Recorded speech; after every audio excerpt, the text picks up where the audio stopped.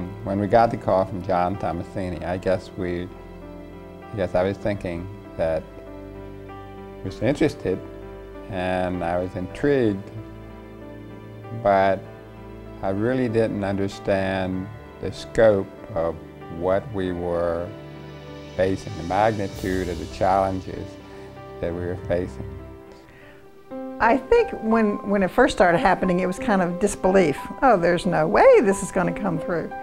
And then as 1 month went by, 2 months went by, it was really going to happen. And immediately there was concern for the students. Okay. Because of how the announcement was handled, because of what initially went down, we were concerned for the students. 5 years ago when the school closed, I had mixed emotions. I was wondering, should I go? Should I stay? Who is taking over my old school? Everything encompassed itself in one emotion. At that time, I cried. I'd grown up with my classmates for 8 years, 1st to 8th grade.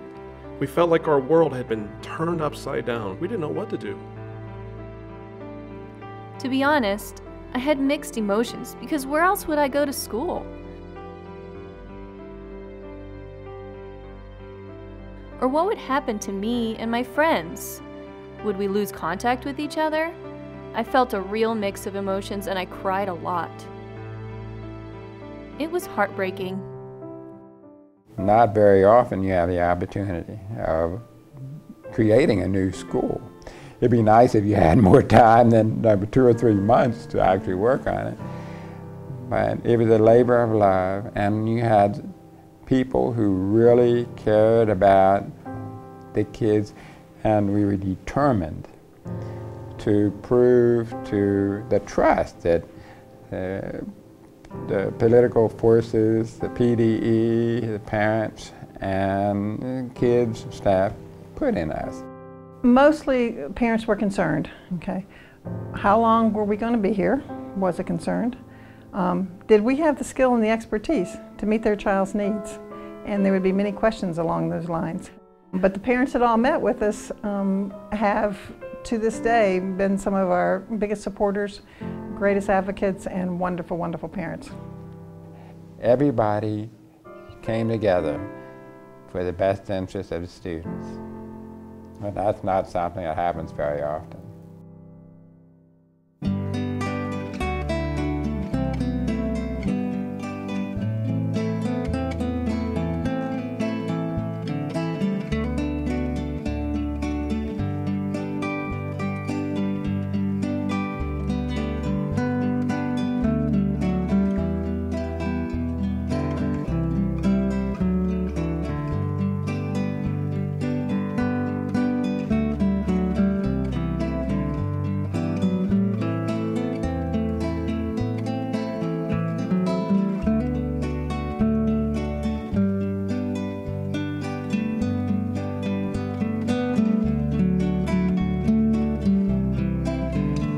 By happenstance, we drove past, and we drove up that long driveway, and wow, look at this property, look at the land.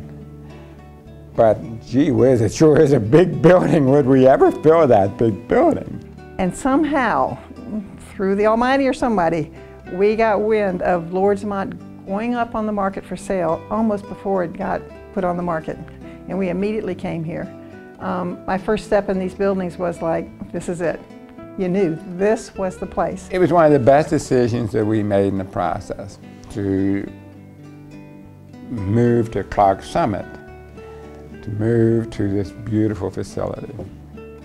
And we renovated, we evicted the nuns.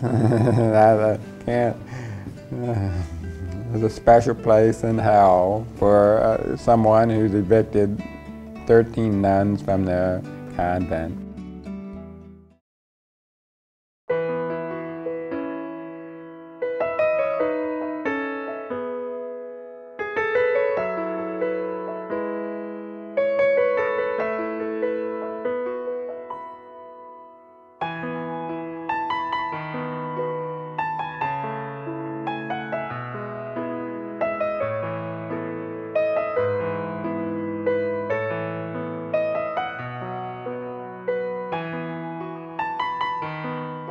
different.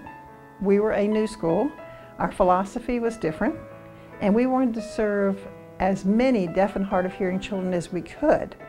Using ASL, using English, using spoken English, we would use whatever method we needed. And so that message took us a little while to get out, but the more the message got out, the more our numbers grew. Each of the students has peers with a hearing loss. They have similar language needs. There are teachers with hearing loss that the students can look up to. The students are able to interact with each other. They have the same goals, and they all work and learn together. They learn from activities like soccer and other things.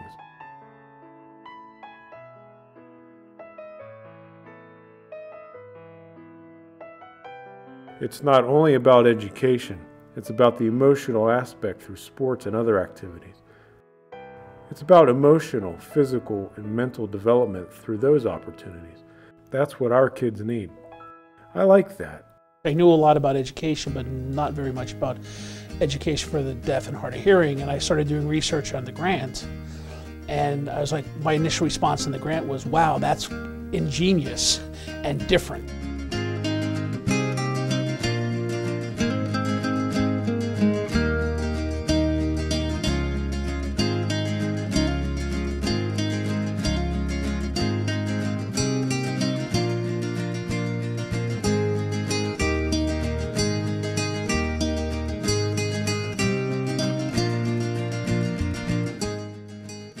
In order to be successful in the community, you have to have community support. You have to feel that you're part of it, that they support you. When we finally felt that we were being accepted was when foundations like the Weinberg Foundation, McGowan Foundation, the Sordoni Foundation, the Scranton Area Foundation, when they started making financial commitments to the school. I think the community commitment, we talk about official commitment, was when we started getting funding, of course, for what we wanted here. When the Weinberg Foundation made their significant contribution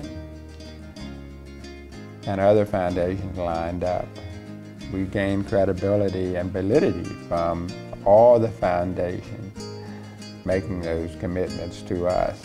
As our initial grant to the school, coupled with all the different organizations, shows the creativity of the school by getting numerous charitable foundations involved, making donations to make that occur.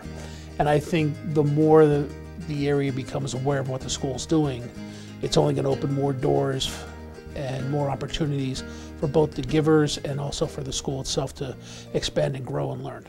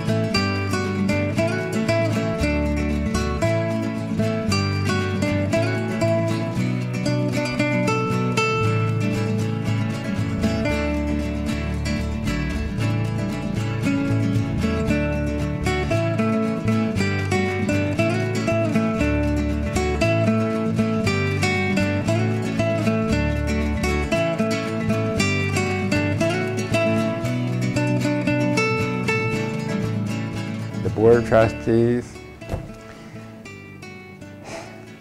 came through for us again and put a tremendous amount of trust in us to make this happen.